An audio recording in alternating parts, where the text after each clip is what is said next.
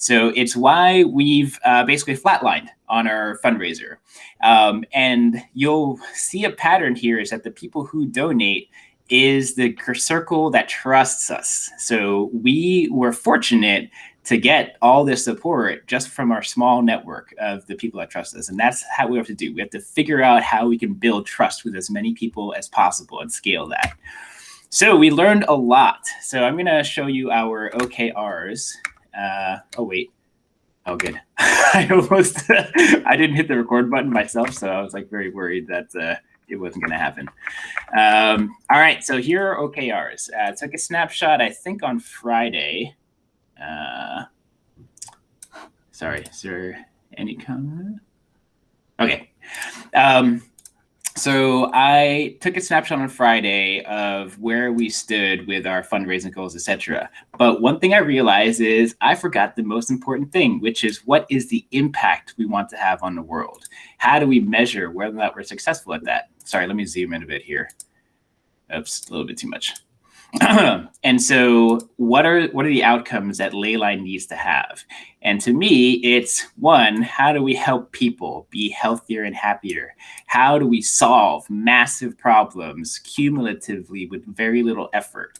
And then how do we eradicate poverty? These are the numbers that are going to help us achieve those goals. And to me, the most important thing is this, because this is what is on my mind all the time. They're going to be, just in the US alone, 4 million people will be homeless in less than a week. This is happening. And in 2 to 3 months, 14 million are going to follow right afterwards. And it's not going to get better, guys. 2021 is going to be rough for the economy and for the jobs market. And that's just the US. So when I try to think about that situation, I also want to emphasize like what poverty is like. You know, just imagine like you're in this awesome job, you got all your savings good to go, and you lose it. You have no more income, you've lost your health insurance, and then someone in your family gets sick, and then you have to wipe out all your savings just to survive. And then you're fighting for decisions around, do I put food on the table or do I pay my rent? And that's what happens. And that's how you get thrust into poverty through no fault of your own. This is happening to millions of people right now, millions. So we got to do fucking everything we can to just get cash out there and create this engine. We need to build this engine that's going to create infinite abundance for everybody. If we could pull this off, we can solve that, guys. And it's all about exponential growth. If we get exponential growth, we can have exponential prize money going out there. And again, the big factor is NFTs. That is the secret sauce here. Anyway, I really want to focus on that because we need to live and breathe the impact that we're going to have as a team and as an organization. So anyway, outside of the challenges we need to solve, these are the numbers for us in terms of fundraising. And you'll see here week by week, our growth rates start to decline. So we're flattening. So the curve is flattening. How do we adjust the curve and hit our inflection point? Okay, so with our lessons learned, we did awesome with making a big splash, getting a ton of eyeballs. And what we have validated is our vision is awesome. Our story is amazing. And our team is so world-class. There's over 68 people active just in our Slack channels. That doesn't include all the people contributing outside of our like core ecosystem. And businesses, nonprofits, colleges, universities, all these different organizations are reaching out and they want to be a part of this movement. Or we pitch them and they're like, this is awesome. We're going to support this and make it happen. If you look at our business development pipeline, we have 40 active conversations right now, and a good chunk of them are pretty late stage. It's still going to take a lot of work to close on those deals, but there's belief. And this alone is basically the opportunity. We know that this thing has got legs. So the bad is that what we're discovering is that our messaging is unclear. It is too complicated and very technical. And it's also too broad, because when you say we're going to save the world, people tend to think, okay, what is that in tangible terms? So the fourth and probably most vulnerable is that our product is not being used. It is not loved and it's not recommended. And I want to do an exercise here by a show of hands. And on Google Meet, if you can hit the button, raise hand, Tell us all if you are using Leyline on a daily basis and if you love it. Can we just do a quick show of hands here? Ali, using it on a daily basis, and you love it. Absolutely. It's I look okay. forward You to don't it all have the to. time. No, I look forward to it all the time. I go on my dog walk, I exercise, I check in on, ooh, I can't wait to get my exercise done to check in. But I'm a believer as well. I'm not somebody on the outside. Got it. Okay, you can put your hands down now. Next exercise is, would you recommend Leyline to your friends? Already did. Okay. And now, thank you. Good hands. Good, good, good. And now raise your hand. Would you recommend Leyline to your grandparents or your grand aunts or people that are, not very tech savvy or gamer savvy? Okay. And then the last question, do you look at our community's feedback on Leyline? What our customers are saying? You can raise your hand there. On Discord, is there somewhere else we need to look? I would say Discord primarily. Discord. Okay. All right. Good sign. Cool. So these are the things that are very easy wins. And this is what I talk about when we say dog fooding, is that when you use your product, you will learn to hate the problems that it has. Mm-hmm. I hate so many things about our product right now, and that's good. We want anger, because when you have anger against a problem, you start to say, we need to solve this thing. This is ridiculous. I'm pissed off. Why do I have to click a button, or why do I have to log in and wait 7 seconds for an image to load and just start playing exercise, right? That is the experience that I have every day. And I ask myself, how come we haven't fixed this thing? Oh, it's because we're not focused on it. Let's focus on it and then live and breathe it and just say, I'm not happy with my product yet. How do we fix this thing? And let's be a part of the solution. So I really want to embed that line of thinking in all of us. We got to love our product, and we got to be out on the street shouting this and say, we can help solve poverty. Just fucking sign up, press this button, and start making money. Literally, that should be our experience as people on this team. Okay, so I'm gonna jump back into presentation here. So failure is good because it makes us smarter, and it's a time for us to evolve. So the number one thing is, do not be afraid. If we fuck up, it's going to be just fine. People are about to lose their homes right now. So if we embarrass ourselves, that's totally okay. I'm not going to yell at you. I'm not going to say you're a freaking idiot. That's not my thing. So if I'm the CEO, then nothing really matters, right? So just experiment and fail, and let's celebrate it. So the best thing we could do is actually move fast and just fail as far as we can and just learn. And the key here is, if you love the process of learning, then nothing else is going to really harm you. You're just going to get better. And then the more you embrace it, the more you take these risks, and the more the users tell us what we need to do. Because we are not the ones that define quality. We don't define utility. It is our users and our customers and our community that tell us if the quality is good or bad. So then how do you validate that? You just get the product in front of them and tell them, break this thing and use it, and tell us what we need to improve. So we just need to obsess about solving problems. One of the traps and dangers, which I am totally guilty of, is that we get emotionally attached to a solution to the problem. And so you keep trying to craft and refine that one solution, which may not be the right way to solve the problem.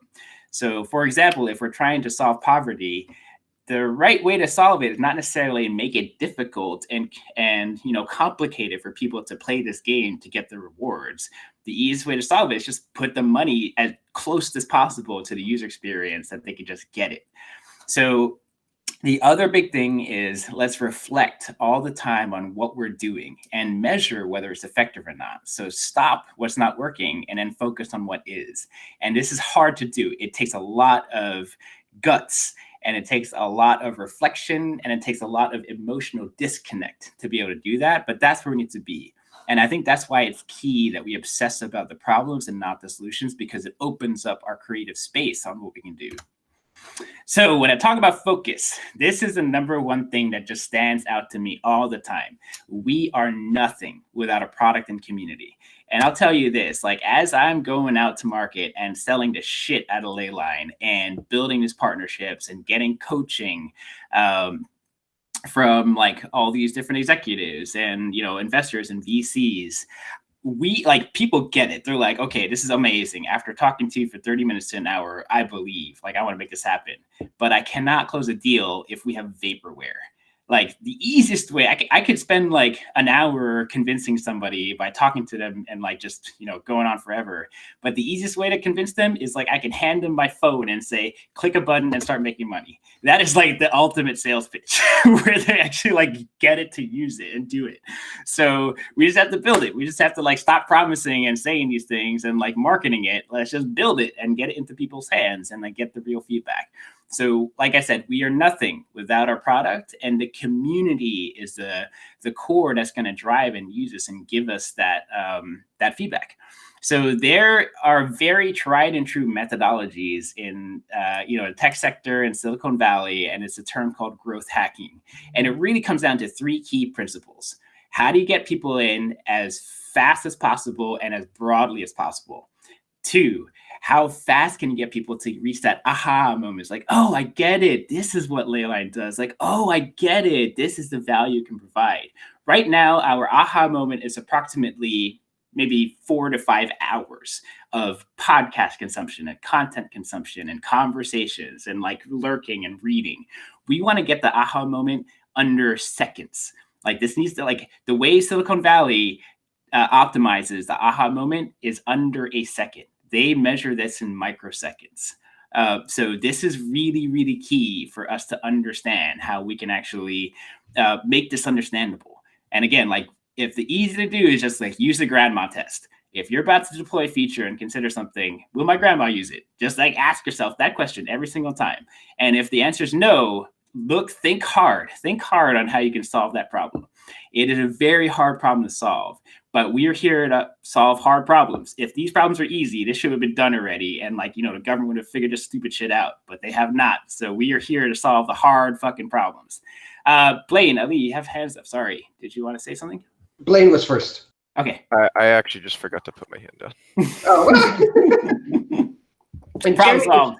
Could you please comment on making all of our tickets, our design around our mission statement of doing good, so it's on the front of our mind every time we're putting tickets in or making them? When we're designing the front page, being good is on the front of our mind, doing good, so it's like a display on the front. What do you think of that type of direction? I like these ideas. I am actually going to be not the best person to, to define that. But what we're going to do, later in the presentation, we'll talk about how we're going to organize ourselves against hitting these type of goals and strategies. What we want to do is empower the pod responsible for that homepage experience to be able to say, we're going to run these like 15 different hypotheses, and we're going to test all of them. So, and then we just keep on iterating. And, but yeah, this is an awesome idea, and we all need to be thinking about this. And then what we want to do as an organization is set up the responsibilities so that when we have these ideas, we know exactly which team to throw it over to, and then they focus in. Okay, so the third piece of growth hacking is, how do you deliver value to your users as quickly and often as possible? So it's not just about clicking that button. What is the sensation that someone gets? What is the accrual of points and accumulations? What are the competitions that you have in place against others, which spikes this dopamine rush of like, yes, I am number 1 on the leaderboard. I donated the most blood. I donated the most points, etc. So this is the framework for how you measure success of if your product is growing and your users are going to embrace this thing. Because the more you optimize that over and over and over again, people are like, okay, you know what? This product's making me feel great. And like, I see the impact that I have in the world because like I've saved scientists like $100 in computing power. We need to have that in your face. Like, that feels so freaking good, man. When I get an email from Kiva to show that all of my microloans have like, sent a kid to school for a year and started a sustainable business in sub-Saharan Africa, that feels freaking awesome. I want to see that every goddamn day. And I want it to be on Leyline as like a push notifications. Like, you saved 10 lives. You're freaking awesome. Here's your achievement. Here's a gift card. And here's a bunch of Leyline points. The end, man. Good game. That is the ultimate value prop. And we can make this happen for free for people. Like, this is going to happen, guys. Okay, so anyway, this is what I mean by focus. Focus on the product. We need to like have something that we're gonna just freaking love. We're gonna go to sleep and think like, holy shit, I made Leyline. It is so awesome. I need to like wake up and tell 5 more people and email them. And if they don't activate their accounts, I'm going to harass them and say, are you stupid? This is free money you're looking at, and it's going to make you feel awesome. Why are you being stupid right now? That is the feeling we should all have about Leyline. Okay. All right. No more hands raised, but yeah, keep raising hands and I'll periodically check the chat. And if I take too long, someone just speak up and tell me I'm missing something. So our game plan, we have a 4-point strategy here. First, let's rethink our audience and our messaging. How are we communicating to the important people that are going to help us achieve our initial goals? 2, build a product that we all will use, love, and recommend. Okay, so the 3rd is invest in our community and grow our users. And the 4th is fundraise with new tech and early adopter markets. So there's very key elements of the strategy, which I'll break down. Okay, no questions. Good. And let me know if I'm going too fast, by the way. So first is, let's rethink our audience and our messaging. So I got some very interesting feedback throughout the past week, and it was very constructive. Not easy to swallow, but very constructive. So one of them is that in our narrative, what are we trying to solve? What is the key problem and the key tension point that we are here to address? And we need to test these different messages, but here's some of the stuff that I actually got externally that made me process and think, and talking to a few people. But the fundamental thing we're trying to address is that it is costly and complicated to do good things in the real world. And Leyline, we're going to make it fun and easy. And on top of that, we're going to pay people to do it. Like, I don't even want to put that in here, but fundamentally, that's what we're going to do. Another way to look at it is from the outsider's perspective, gaming has a stigma. People think that gamers are just like, the whole stereotypical sitting in their basements of their parents' home and just like, eating Cheetos and Mountain Dew.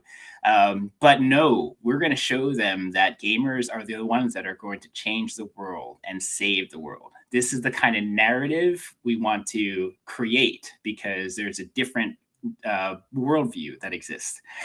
And then we are also competing with the attention economy.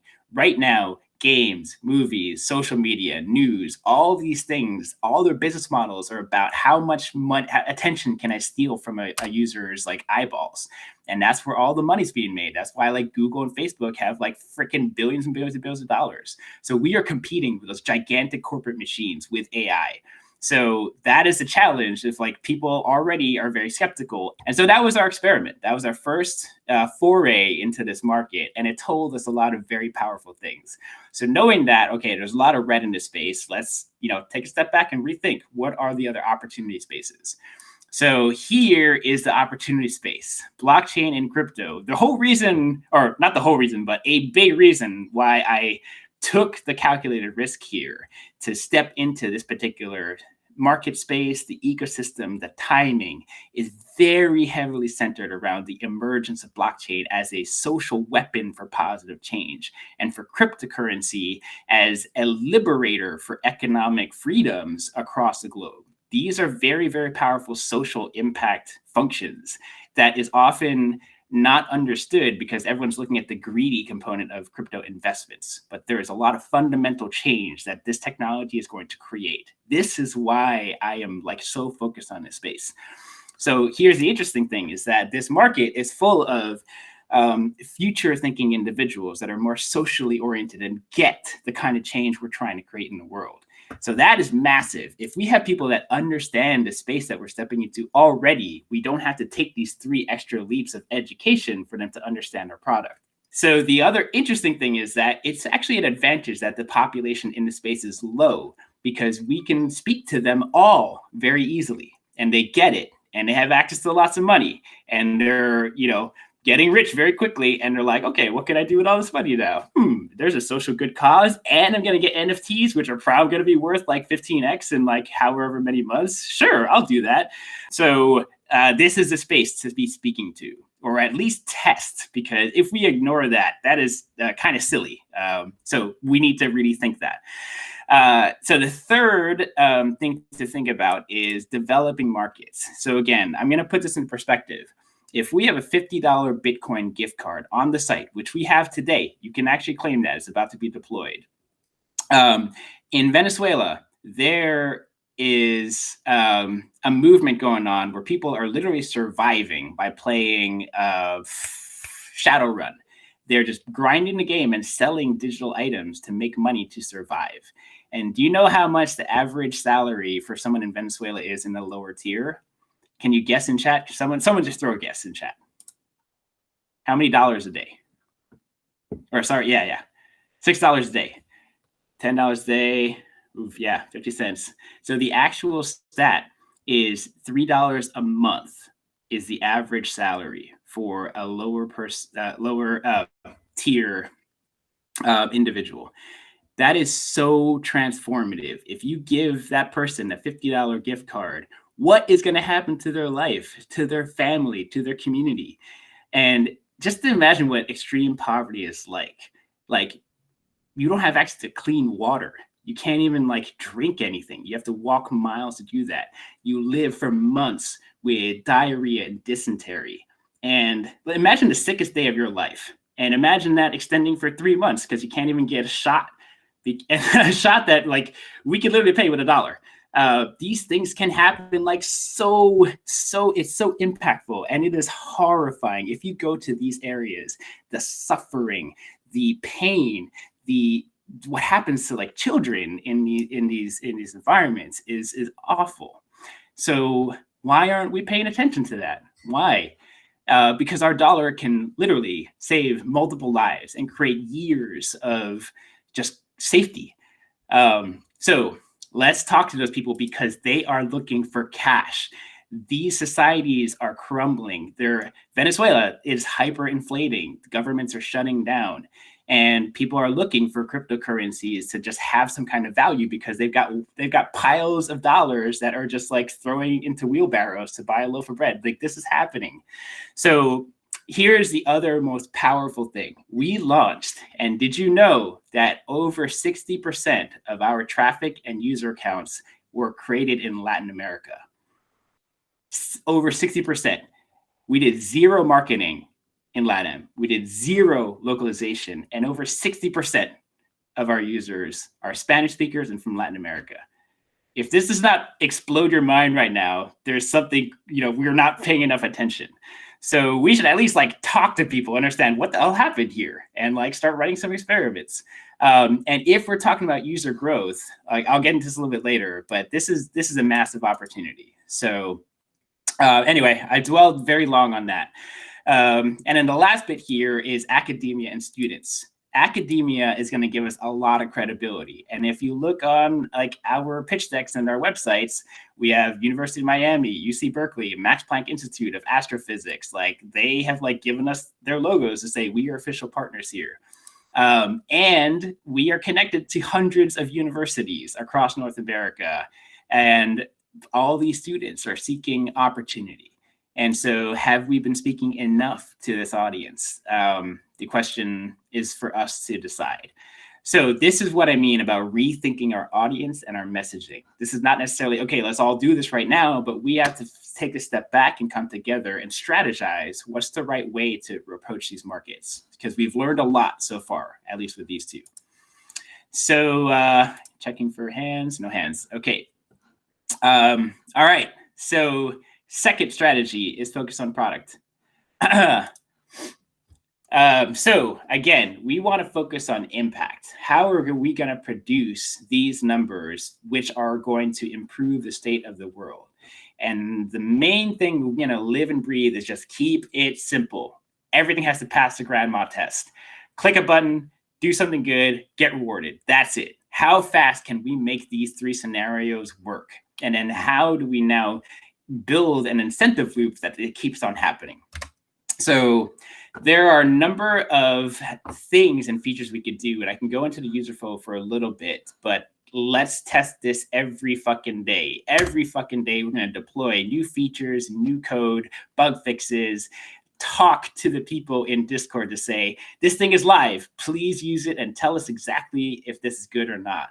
And we were going to have the analytics plugged in so that we could see the actual user behavior. So we have qualitative feedback and quantitative feedback. We need both of those to develop the best product. And we need to look at those numbers every day. So as an aside, on a dev side, we're already starting to discuss what is potential new user flows.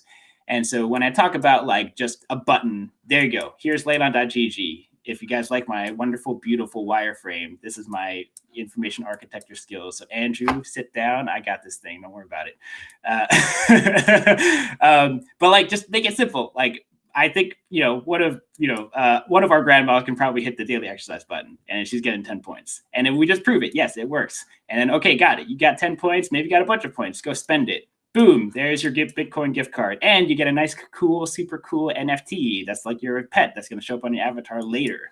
But the first things first, the young teenager in Venezuela is not necessarily going to be like, okay, I want this right away. They're going to be like, I need to put food on the table. This Bitcoin gift card is going to save my whole family. That's what we want first.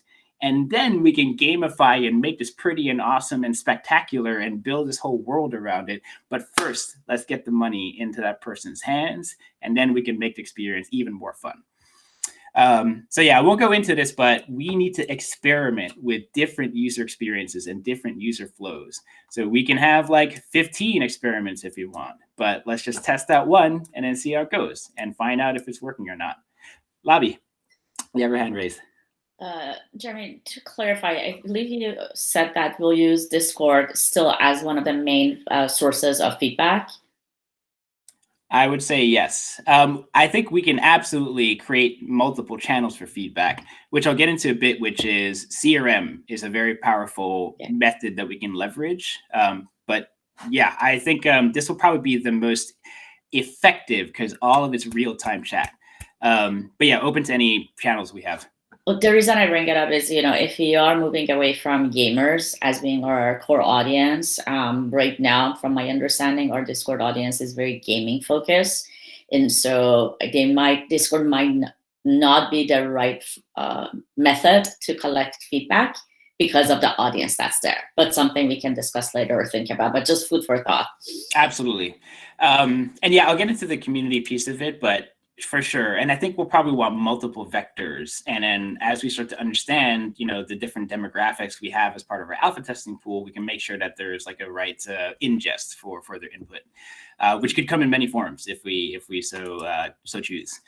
So yeah, we have a lot of flexibility there. So what I also want to get into, so I speak to this quite a bit, but aside from the extrinsic motivators of money, there are so many amazing intrinsic motivators in the gaming world. So I talk about how the gaming world has mastered how to motivate individuals, and this is the absolute truth. So this is the Octalysis framework. It's one of many different motivation frameworks in the gaming world. And it basically stipulates that there are 8 key dimensions through which we are motivated to do things, and particularly in games. There's epic meaning, accomplishment, empowerment, ownership, social influence, scarcity, unpredictability, and avoidance. And so these on the top tend to focus more on like positive reinforcement loops, and then 6 and 8 tend to be a little bit more on negative reinforcement loops. And so what we want to do is really focus a lot on the positive for sure. And unpredictability can be a double-edged sword. So this can skew more towards gambling, but at the same time, think about the loot system in Diablo. So there's different connections to unpredictability to value given to the users. But essentially, we don't need to reinvent the wheel here. These are best practices that have been already very well developed in the gaming space. So literally, we can just have brainstorming sessions and just pick one item off the list and have a discussion around it. It's like, how easy is it for us to display a database value to have a list of 20 people and create a leaderboard? How difficult is it for us to just spin that up? We don't need any fancy UI. We don't need any infographics. We just need like a spreadsheet, like dump an Excel, dump the data into a Google Sheet, and we'll link to the Google Sheet from a website. Done. You now have a leaderboard. And how motivating is that? So there are so many things we can do to gamify good. Like, let's just make doing good things fun. And this is stuff that already exists in the gaming world. Let's do it. So think about that. Think about what goals we have on impact. How do we gamify all of these amazing impacts we can have in the world? There is a whole world of opportunity here, and we could do very easy things. So think about what's the fastest thing we could do to do that. Okay. The next tier, strategy number 3, invest in our community. So this here on the left side is the early adopter curve. This is something that happened. It's a phenomena that exists in products and exists in movements and exists in ideas. So we are right here, our group. We are the innovators, the 2.5% of the population. We've got the radical thinking and the radical idea, and we're going to take it a big risk. These people here, the early adopters, I'll show you who the early adopters are. They're all right here. Look at that, 60 people. So we have our testers, 12 of them, early adopters. We have 60 that are lurking and just hanging out in our Discord. There are 86 that have signed up and are just like in and out. That is a lot of people, a lot of amazing people that have gone through the effort to sign up for an account with our really not great user flow. And then they clicked the Discord link and they jumped in the server and they introduced themselves into this channel. Holy crap, that is incredible engagement. I mean, I don't even talk to my family that much. No, just kidding. I do, but I've been ignoring them because I'm working so hard. But this is what I'm saying is that we have got the early adopters. And in the early adopter curve, the product adoption curve, it is the early adopters that spread the word. They are your biggest evangelists. Think about the people in line for Apple iPhones that just freaking, set up shop and camp out for 2 days to get a freaking iPhone. What do you think the conversations are around the dinner table with those people? They're going to be like, I stood 48 hours to get this thing. Like, that is commitment. That is social signaling that there is something freaking awesome about the product. These are the people. These are the people that are going to say it. If you guys have had a conversation with Bex, so Bex joined our community. She is like the ultimate community member. She is now a moderator. She's organizing our community events. She's running polls, and she's training other people on how to use Leyline. This is what I'm talking about, the early adopters. We need to love and embrace these people. And so here's the thing. Just like the Apple iPhone, missionaries, think about, the last movie you watched or the last 10 movies you watched. How many of those things did you decide to end up watching it because somebody recommended it or you saw on socials like, oh shit, I love watching that? Word of mouth. That's what word of mouth does. So we want to create the early adopters to speak about that stuff. And did you know that we pretty much have 1,000 people that have signed up on Leyline.gg? We have 1,000 emails. This is amazing. It may seem like it's small in a larger, growth hacking objectives we want. But wow, when you have 1,000 people that took that step, we could just send an email to them right now and say, hey guys, gift cards are ready to go. Race, start donating now so you can get those gift cards. We can activate at least say even 5%. That's an incredible amount of valid, powerful user feedback that we're going to get instantaneously. So let's do it. There's no need to wait. There's no need for us to wait at all. So again, Discord and CRM are going to be very powerful. I really want to emphasize how powerful community is. So at Blizzard, we invested a lot. And it was so crucial because the stickiness of these platforms come from social cohesion. We are intrinsically community and social oriented biological beings. It is so fundamental to who we are. And we are in a world where we are trapped from each other. We are quarantined and locked in our houses, and we are seeking. We are so lonely. We need human connection. So this is the moment to invest and build communities. We have gaming is the most powerful unifying force on the planet. We have a planet that is suffering. We need to come together. This is our place. For anybody that is on Slack now, we have a community and we have a family. How awesome does it feel to wake up to work today and have memes and love spread to our channel? We got Boogie and Elise saying, I love you all every day. I hope you have a wonderful morning. How great does that feel? It feels so good. And what breaks my heart is I come in here as a product person and I see people saying, hey, I'm running into problems, guys, or hey, I got questions here. And there's no response. That sucks. That is a lonely feeling. I don't know if you guys have gone through this emotional journey on social media, which I hate, by the way. It's you post something and it's man, I got this brilliant idea. I got this brilliant piece of content. I want to share it with the world. And you get 0 likes, 0 retweets, 0 comments, and nothing. It's like, I feel like a piece of shit. This is what happens. This is what our community is feeling right now when they submit feedback and suggestions and we don't do anything. Like, that sucks. Let's treat these people like our family, because these are people we want to invest in. All right. So I just want to make that like very grounded, that this community is aching for our participation, and to listen to them and to show them that, you know what, I heard you. I saw your bug submission and fix it right now. Like, just the same way that Jamie helps us to like unlock our Gmail accounts when we forget our password, he does it right away. And then we feel awesome. We say, Jamie, you get a shout out for being awesome. Our customers should feel that about us. They should say, I got a problem, guys. I'm stuck on this. I was supposed to be whitelisted 2 weeks ago, and I keep on checking and nothing ever happened. That is a horrible customer experience. Imagine if Jamie took 2 weeks for you to unlock your Gmail account. That's a terrible user experience. So let's make it better for them. Let's listen to the people that have invested their time and energy and sacrificed all of like their Facebook time to be with us. Let's really treat them like we love them. Sorry, I don't mean to be like soapboxing so hard on this, but it hurts me when I see that. It really, really does. And we could do so much better. Okay, so going into investing community. Now, if people start to love us, if they're part of our family, let's reward them for bringing more people in their family. And it's easy. We just say, refer a friend. If you love this product, tell them about it. And you know what? When you tell people about it, we're going to reward you. You're going to get an extra exclusive non-fungible token. And then if you do it 10 times, we'll give you an even better one and upgrade it. And just keep on getting better and better the more people we refer.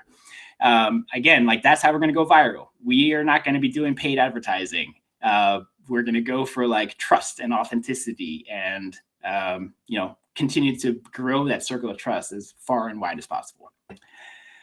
All right, I need to breathe. Any questions?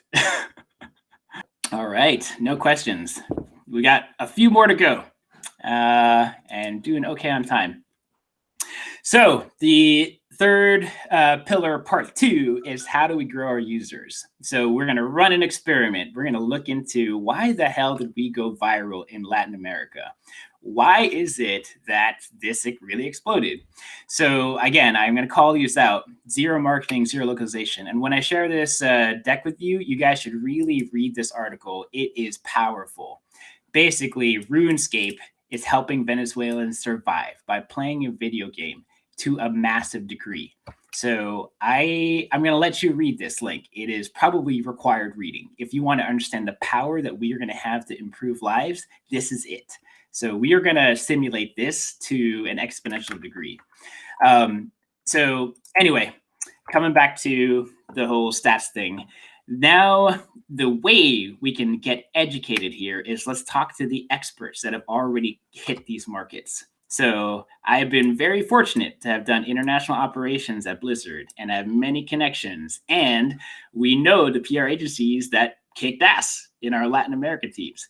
So I'm going to go talk to them and say, hey, what does it take to like be awesome in this region, and like tell us and guide us?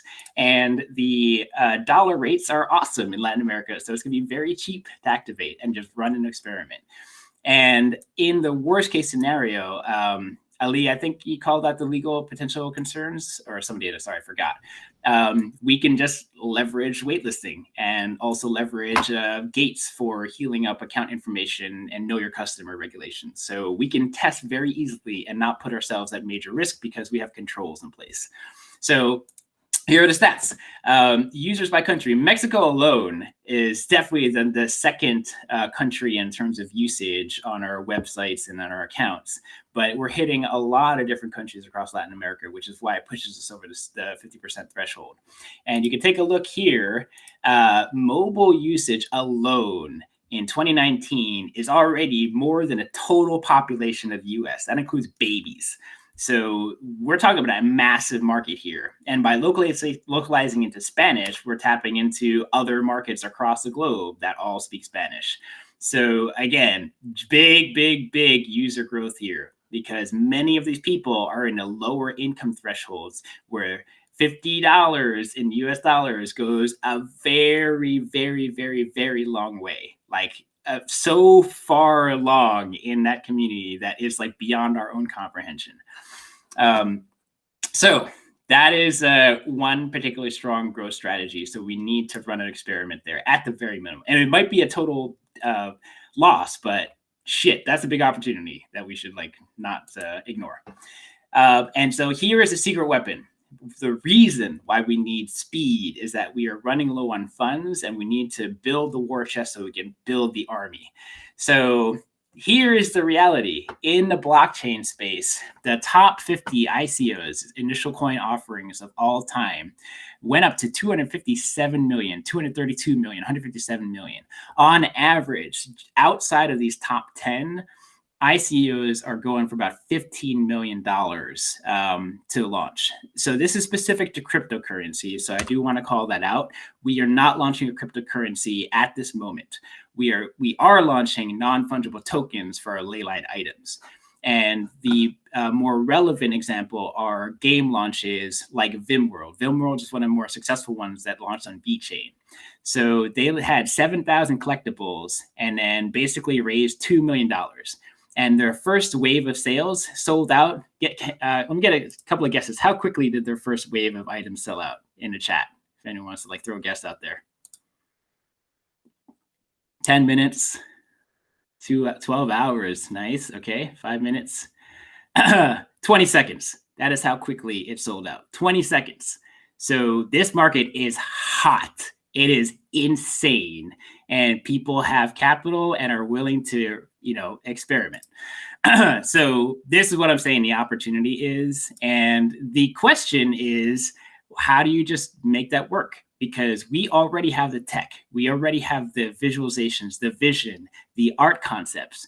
We can put together really amazing items and offer it up as the pre-order for the Leyline amazing ecosystem because we have the vision. Yeah, so we are hitting all the right spaces, and not just the academic, but the nonprofit credibility. Like we've got everything. We are building this incredible value positive ecosystem. So yeah, what we're going to be doing is, sorry, not on October. It is 2 days from now. We are going to be part of the Blockchain Gamers Alliance. So if you want to check out how many people are in this alliance, starting with Ubisoft,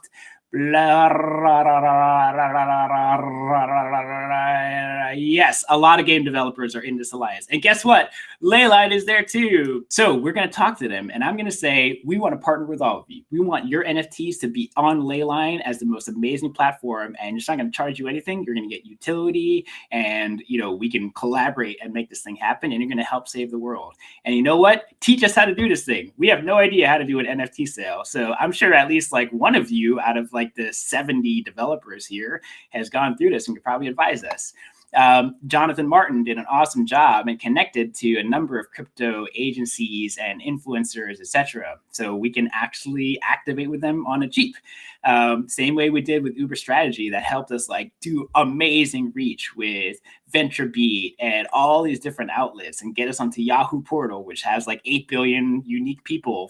So we can activate very easily here. And again, this space is small. This is a very small set of early adopters with lots of capital.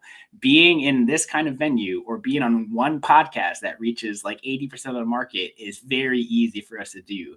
And these guys are futurists. They want the world to be better also. And we are offering them a pathway, a very easy pathway to make that happen. So this is a massive opportunity for us. And honestly, I'm having conversations with VCs and investors, and they all love this too. They're looking at this thing and saying, yeah, we could probably incubate you. We could probably put some millions of dollars and turn this into a thing. That is so powerful. That validates a lot. When people that are going to put millions of dollars in something are seriously like considering us and looking at us, that's credibility that's going to work just as well in this market. So now the question is how. So we've got these 4 key pillars and strategies here. How are we going to make this happen? The first thing is we should always focus on our objectives and the key results. Ultimately, we want to help improve lives, and this is how we're going to measure how we improve people's lives. And use science. Science just works. So make your observation. Form your question. So our observation is, okay, got it. GoFundMe flatlined. Some of our hypotheses didn't turn out great. Okay, we observed that. So what's the questions? Why did the message didn't work? How come we saw like so much Latin America activity. Let's ask these questions and form the hypothesis. Oh, was it the fact that we had a Yahoo article go into LATAM and then people picked up the message? Is there something that we can leverage and capitalize on there? Or, oh, is it that GoFundMe and kicking out to a website when they first hit the homepage is kind of like fishy seeming? Like, let's form these hypotheses and then set up experiments and just test it. We don't even need to have like amazing backend. We can just like, create paper forms and like Google Forms and have people just fill it out, like no code required to do that stuff. And here's an amazing story that I kind of skipped. And I'm sorry I'm going over time here, but I'm going to show you. Damn it. I hope I remember correctly. Where did Nick? Look at this. Check this out. Does anybody know the story behind this? If you're on Discord, you'll probably know. Nick, one of our community members, donated blood because he wanted to be the first Leyline person to have donated blood. And, he was inspired by us. We didn't even build this product. We just gave the idea. And to have that validation, to someone to go and donate blood, knowing that, hey, you know what, I'm going to, get an NFT out of this and be the first person to have done this. That is freaking beautiful. If we let that sit and don't think about that or capitalize it or try something, that is the true failure. So there is something going on here, guys. We need to feel it. We need to live in this community and see how people are behaving and then learn from that and use it. So we need to be observing how people are functioning, forming these hypotheses and running these experiments. To me, the easy thing is, okay, can we just have a basic process where people just post their photo or send it to us through some special inbox, and we have a manual review to say, okay, this person donated, I believe him, or I see the receipt. Let's get their account, plug in 1,000 Leyline points, give them the unique Red Cross non-fungible tokens, and then there it is. That story for that individual, what's the odds that Nick is going to say, this is so awesome, I donated blood and this team just responded, gave me points and gave me the gift card and gave me the item? What's the story that Nick is now going to tell to his family, to his friends, to his social networks? That is great. And at almost zero cost, it is just a bunch of keystrokes on our side, and it just happens. All of these are going to be experiments, and so each one of our pods has responsibility to validate. Okay, not only is this a feature that is worth pursuing and there's demand for, but what is the right way we can execute this thing? Because since we're a global organization, we'll have many different markets. And it's why it's critical that users are going to have to heal up their accounts to indicate the region that they're in. So that way we can be compliant with those regulations.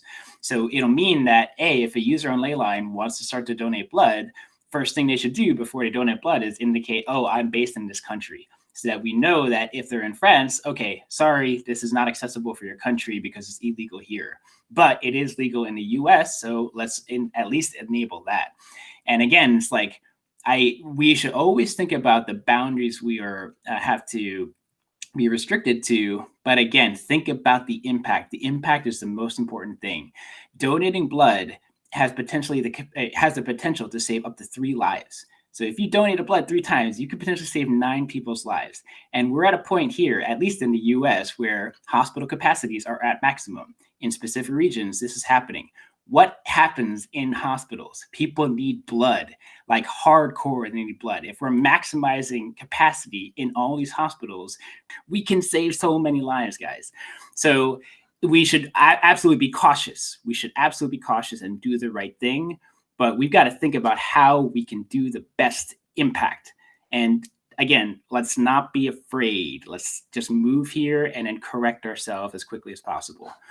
And okay, so the third bit here, I hopefully don't have to go through the rest of the scientific method because it's pretty awesome in and of itself. But everything we do should be grounded on our principles and our values. And I'm going to make this point here, even if it's a bad business decision, we are going to be true and honest and live by our values. So the biggest things I want to emphasize for the moment is dynamic. We're going to be agile, and we need to be able to let go emotionally of anything that we've set up and use it as a springboard to move forward. Maybe we keep doing the same exact things if it's working, but also be ready to just totally adjust and to pivot. So this is a very key concept in the startup world, where if you look at any startup from their initial inception, it is a totally different product and service from what it was envisioned to what it is today. And the reason is that no hypothesis is going to be perfect, because again, we're trying to solve hard problems. If this was an easy problem, it would have been elegant and fixed a long time ago. So we're going to have to fail all the time. I don't know if anyone's done science in the past or run experiments, but it is pretty much 99% failure all the time. And you're just like constantly testing this, does that work? Does that data work? And then the final moment is that, aha, it's like, yes, it finally worked, eureka. But that's after hundreds of hours of failure all the time. So we are going to fail, and that's why it's going to enable us to be dynamic if we do it over and over again. The second thing is transparency, but it's also transparent with ourselves. So we need to communicate a lot about what we are doing, who are our direct customers, even if it's internal. If I'm a designer, my customers are the engineers, to make sure that they have exactly what they need to build the thing that they're doing. So anyway, I think I have to live and breathe these things, and I often have to like pull up this page just to make sure it's like, okay, what are our core values? And I hope that you guys all get familiar with this, that you're seeing me hold true to that. And then consistent behavior is what's going to build culture. And so we just have to consistently think about these values when we have to make a decision point. Okay, so that's the philosophy of like how we're going to execute and what we're going to do now. As we break from this meeting, the key things we need to focus on is 3 major areas. The first is product, how we're going to solve our product challenges. So I'll take point here with the product dev teams, which includes engineering, design, etc. Wama has already put a lot of great structure in place for the pod infrastructure and how that's going to be organized. There's still a little bit of rejiggering to do, but we've already got a really good framework that we can work off of. The second is focusing on user growth, community, and CRM strategy. So this is going to be for the marketing community pods to come together, establish roles and responsibilities, start to put the strategy together, and reconfigure as needed. Next is focusing on a non-fungible token sale and the marketing strategy around that. So that'll be driven by the blockchain pod with marketing support. And then Wama will be on point for the overall org restructure and pods configuration. So all of these are kind of the key documents here are going to be linked here as well, so you can have visibility. And then all of us in our individual pods, led by the various pod leads and facilitators, should just look at what we're currently doing, reevaluate if it's going to add value to these specific new goals and strategies, and just totally readjust if needed. Or if we're already on that pathway, awesome. Just keep pushing and keep going. No need to change for the sake of change. Just evaluate on what we're trying to achieve. All right, so that is a big pivot, and it is potentially one of many. Potentially it's the last one we need to do. It's unclear. But again, this is like a very normal thing for startups to go through, are these pivot points. And I've been studying CEOs and startups. I studied how Facebook hit 1 billion users. I've listened to these billionaires go through lessons. And it was so clear to me. It's like, oh, I get it. We're in that step of the journey. Now it became very clear to me. It's like, okay, you're going to run into these walls. You're going to hit these problems. It's going to challenge your grit. It's going to challenge your tenacity and challenge your beliefs. But as soon as you take a step back from it and reevaluate and rethink and get this feedback and guidance, the pathway starts to become clear. So we're all going to start to experience that. And maybe another good analogy is when we exercise, we're essentially building our muscles, right? But how does that get built? And what you're doing is you're deconstructing your muscles. You're breaking it apart. You're ripping it apart. And in doing so, it actually expands and then repairs itself. So your muscle gets bigger. So that's what we're doing now. We're going to kind of ripping apart the org a little bit. And it's not that we're tossing it all away, but in doing so, it reconfigures itself and strengthens as a result. And this is what we call growing pains, because we start off with a small unit, we're growing and growing and growing. And so the muscles are growing and it's got to be reconfigured. Sometimes you just have to exercise it. So this is where we are now, and it may happen again, and it may continue to happen forever. If we are intending to go exponential, this framework will not work with exponential growth. So we're going to constantly have to exercise, constantly reevaluate, constantly get ripped. Okay, please, if you have questions, comments, go ahead, raise your hand now. So Okay, so next steps here, let's now start to, I'm going to ask the various pod leads to actually start to set up meetings with each of your teams. And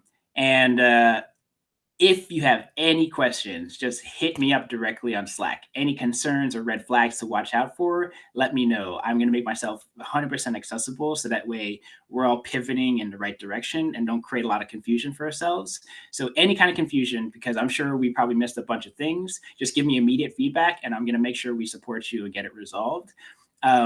I want to empower all of you guys to figure out how to sort the problems. My role here is to just help lay out a vision and try to get a framework in place for you to be awesome. That is the key. So you tell me what you need, I'm going to make it happen. So don't be scared of like hurting my feelings.